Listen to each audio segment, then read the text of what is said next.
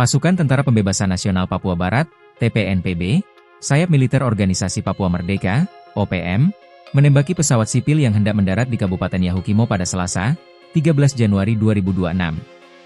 Manajemen Markas Pusat Komnas TPNPB menyampaikan dalam siaran pers bahwa laporan resmi dari Komandan Operasi TPNPB Kodap 16 Yahukimo, Kopitua Heluka, menyebutkan pasukan di bawah pimpinan Akar Heluka melakukan penembakan terhadap pesawat yang ditumpangi aparat keamanan atau militer saat memasuki wilayah Yahukimo. Menurut Kopitua Heluka, tindakan ini merupakan peringatan keras kepada Wakil Presiden RI, Gibran Rakabuming Raka, agar tidak memasuki wilayah yang dianggap sebagai zona konflik oleh TPNPB. Manajemen Komnas TPNPB menegaskan kepada Presiden Prabowo Subianto, Wakil Presiden Gibran, dan Kabinet agar menyelesaikan terlebih dahulu sengketa politik antara pemerintah Indonesia dan masyarakat Papua sebelum mengambil langkah-langkah administrasi atau pembangunan.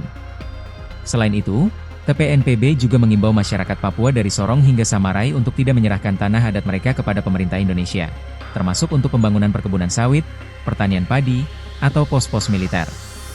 Berdasarkan informasi sementara yang diperoleh tribun-papua.com, Wapres Gibran dijadwalkan mengunjungi masyarakat di Dekai, Kabupaten Yahukimo, Papua Pegunungan menggunakan pesawat.